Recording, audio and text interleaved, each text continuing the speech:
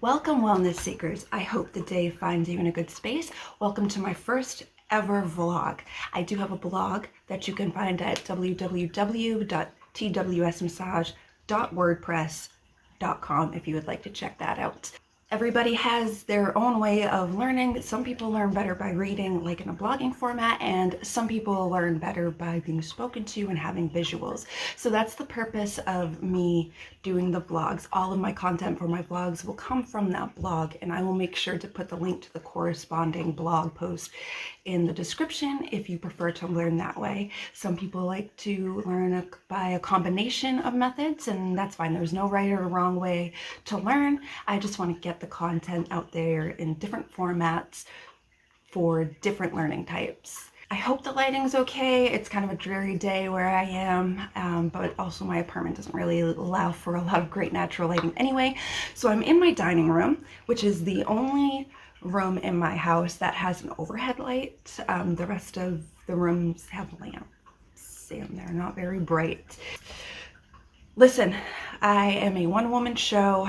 I am doing all of this myself. I don't have a lot of expensive equipment. I care more about getting the content out there and creating quality content than I do about production value for the time being. So maybe over time the production value will get better, and maybe I'm just an old lady that doesn't know technology. So today we're going to talk about the wellness model. Now, most people, when they think about wellness, they think about physical fitness and mental health. And while those are two very important parts of wellness, wellness is a spectrum that has so many different dimensions to it. So if you're only focusing on your mental health or your physical health, you're not addressing the entire spectrum. According to the National Wellness Institute, wellness is dimensional and it encompasses lifestyle, physical and mental well-being, and spiritual health. Now, according to NWI, there are 6 dimensions of wellness, but some models of the wellness wheel have as many as 9 dimensions, and we're going to go over all 9 dimensions today. So this is one example of the wellness model that I took from the University of Michigan website. This includes all 9 dimensions of wellness, but like I said, not all models do include all 9. But regardless of how many they include, it is almost always presented in a wheel format like this one, referred to as the wellness wheel. So we're going to talk about all 9 dimensions of wellness in no particular order today. And we're going to start with occupational health. So this includes finding satisfaction in your work,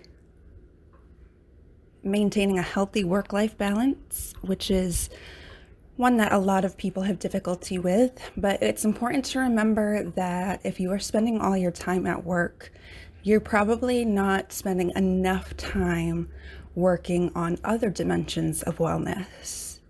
It's important to remember that it's just a job. I understand the need for money. I understand the need to support your family, but it is just a job. And there are certainly jobs out there that no matter how great you are at them, they'll get rid of you at the drop of the hat anyway. I'm not saying that's your job. I'm just saying it's just a job. There are other things more important. And it also includes engaging in professional growth. So, do you see yourself growing in the job that you currently have, getting promotions, working your way up the ladder? If not, it's important to figure out why that is. So maybe you just don't like the company that you work for. And in that case, it could just be a matter of changing companies, finding another company that suits you a little bit better.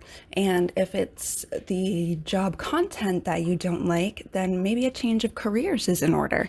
And that could include going back to school, and it could also include just finding a different profession within your realm of expertise. But if you're not in a job where you see yourself growing, it is going to affect your other areas of wellness as well. It's going to affect your mental health and your social health because you're not going to be happy there. And then we have financial stability. This includes having monetary stability, so not just having enough money to pay all of your bills, but also having money in a savings account. And that's difficult for a lot of people, especially with the increasing cost of living and the kind of stagnant federal minimum wage, and living within your means. So making a budget can help with this, because it's definitely important to spend on your wants. Spending on your wants is important for your mental health, your social well-being, and your sanity, really. But it's more important for your needs to come first. So creating a budget can help you figure out how much extra money you have to spend on going to the movies, going out to eat, going on a date night, going out for drinks with friends, things like that. And then there's social wellness, which includes establishing meaningful relationships, having a reliable support system, which is also good for your mental health, and feeling comfortable in social situations. Now, there are people who do feel very uncomfortable in social situations, either because of social anxiety or because of other factors such as trauma. And if you are one of those people who feels uncomfortable in social situations, it's important to figure out why and figure out what you can do to work towards feeling more comfortable. Because if you're not comfortable in social situations, talking to strangers, it's going to be difficult to establish meaningful relationships, which means it's going to be more difficult to create a support system. And then there's your emotional balance, which means understanding your emotions, not just what you're feeling, but why you feel that way. Regulating your emotions, which means making sure your reactions are appropriate. So if your friend gets a promotion and it upsets you, why are you upset? And are you still able to congratulate them anyway, even if you're upset? If your pen runs out of ink, do you have a meltdown? That's obviously not an appropriate response. And then there is using healthy coping skills, which is difficult for a lot of people. I know I myself, when I'm in a very stressful state, I usually buy a pack of cigarettes, smoke anywhere from 1 to half the pack, and then the rest just kind of go to waste. But other people use things such as binge eating or not eating at all, consuming excessive alcohol, drugs, self-harm, things like that. So you want to find healthy coping mechanisms, which are just things that you can do that will make you happy. So for me, I enjoy reading, crochet. I will usually lay down and snuggle with my kitty cat. I enjoy listening to music or podcasts. So it's whatever works for you. It's important to know what your healthy coping skills are and to use them. And then there's practicing self-awareness, which is not just understanding your emotions and regulating them and knowing what your coping skills are, but it's also understanding how you yourself affect others. So how do you make other people feel? And then we have intellectual growth, which includes engaging in creative activities, learning new things, and sharing that knowledge with others. So in a respectful way. So you don't want to make people feel stupid or inadequate or lesser than you for not knowing something that you know, because then that's going to affect their wellness wheel as well. And, who knows? Maybe they know a lot of things that they feel you should know that you don't know. And just in all areas of wellness, it's very important to treat people with respect, whether or not you agree with them. Which, speaking of, there is spiritual guidance. Now, this can mean religion, but it doesn't have to mean that. But the first two bulletins are relating to religion. So there's connecting with a higher power, whatever higher power you believe in, or powers. And if you don't believe in a higher power, if you're an atheist or agnostic, then this wouldn't be as important for you. But for people who are religious, this is very important for them. And engaging with people with similar belief systems. And that's not to say that that you shouldn't be engaging with people who don't believe the same things that you do. It's just to say that it's important to have that kind of support system, so you don't feel isolated. And so, for example, if just because I know more about Christianity than any other religion, so if you are Christian and you're going through a tough time and you feel like you need people to pray for you, then you have a social system of people that you can say, hey, I'm going through a hard time, pray for me. But obviously, if you are atheist, you're not going to feel like that praying help. Even though it means a lot to the person who's doing the praying, it's not going to help you yourself a lot. And then there's understanding the values and ethics by which you live, which is important for everybody, religious or not. And finding meaning in life. So not just the meaning of life. That's not what that means. It's finding your specific meaning.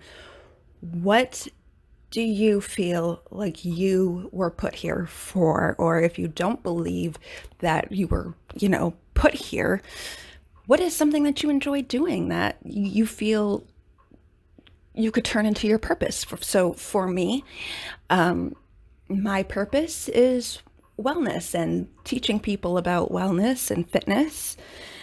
So for some people, they enjoy other things. So it's really up to you what you feel your meaning is. And this also includes understanding that there are people in the world with different spiritual beliefs and values and ethics than you, and respecting them as long as they're not hurting you or others. And then there's environmental responsibility, which does not just mean the earth. This also is everything around you, your home, your workspace, any space that you enter. So this means taking care of your surroundings. So not littering, cleaning your house, cleaning your workspace, keeping it nice and neat, which is good for your sanity. I know that last week I finally had some time to clean my house and I feel so much better. And also recognizing your own impact on the things around you. So are you driving your car when you can walk? And I am not trying to preach, because if I did, I'd be a hypocrite. But we all know the effects that cars have on the environment. So are you driving somewhere that you could probably just walk? That's what that one means. And well, that's not just it, but are you littering or are you cleaning up after yourself? Are you leaving dishes in the sink or do you wash them? Do you help clean the house or do you rely on someone else to do that for you? Are you throwing your clothes all over the place at the end of the day or do you put them in the basket? Things like that, things that keep the environment around you clean and healthy for you and for everyone. All right. And then there is cultural awareness, which is knowing and practicing your own cultural traditions and beliefs, and also understanding and respecting cultures different from your own. And that's very important, to be respectful of people, because if you think about it, if you get angry every time someone's different from you, whether it's cultural, spiritual, whatever, you're just going to be angry all the time. So just let people live their lives, guys. Seriously, come on. And then there's physical health, which is the last one in no particular order, of course. This includes engaging in regular exercise, and there's all sorts of reasons you should engage in regular exercise, guys. I cannot tell you enough. I could do a whole video on why you should exercise, and maybe I will one day. Practicing healthy eating habits, and just practicing healthy habits in general. So if you're a smoker, maybe cut back, quit. If you are a drinker, cut back, quit. And then there is seeing your primary care physician regularly. So it's recommended that you see your primary care physician at least once a year for a checkup. But you would obviously want to go more often if something comes up. So if you're having constant headaches or memory issues, or if you feel like your stomach always hurts, or you're having muscle pain, things like that, chronic things that just aren't going away, you would want to see your primary care physician more often or in between your checkups. Each dimension has a direct relationship with the other dimensions of wellness. So if you find that one of your dimensions is out of balance, it's going to throw another dimension off. And then it's going to kind of create a domino effect where none of your dimensions are in balance, or they're not truly in balance. Even if you're healthier in some areas than you are in others, it's still going to be off kilter. Just for example, if you work at a job that you don't see yourself progressing and prospering in, that's going to throw your occupational wellness off, which is going to affect your emotional wellness as well, because you're not happy at your job. And that can affect your social wellness, because maybe you're not wanting to talk to your coworkers as much because you're not happy being there. If you're in a depression because you're not happy with your job, you're probably not going to feel like exercising or taking care of your body or eating healthy. And that can also affect your intellectual well-being. We all know that people with depression, speaking as somebody who has been diagnosed myself, people with depression have some cognitive functioning issues, impairments, I guess they're called. So if you don't see yourself prospering at your job, you're not going to want to learn more about the job because you don't really care about going higher up. And I'm sure you can think of other examples as well. Maybe environments. If you live in a highly polluted city, that's going to affect your physical health, obviously, but it's also going to affect your mental health, because we all know that the sunshine makes us happy. So if you live in a polluted city and there's like a sheen over the sun, you can't get as much sunlight, you can't get that uplift and happiness, and also it's really uncomfortable to live in a dirty city. So wellness is not a destination, it's a journey, because it's a continuous path, because life is so unpredictable. Life can throw anything at you when you're least expecting it. The death of a family member, losing your job, discovering you forgot to pay a bill and now you have a bunch of interest, losing a friend over whatever. So the trick when life becomes unpredictable and throws things at you that you weren't expecting is to take action steps early on to prepare yourself for that. So the first thing that you want to do, obviously, is take a look at each dimension of wellness and kind of assess where you are. How healthy are you? How balanced are you? How focused are you? Are you happy with your job? Do you have a savings account? Are you mentally healthy? And if not, are you getting help for that? Or can you get help for that? Are you getting enough exercise? Are you seeing your doctor regularly? Are you getting any dental issues checked out? So that's really it. Prevention is the first step. As with medical disorders, prevention is the first step.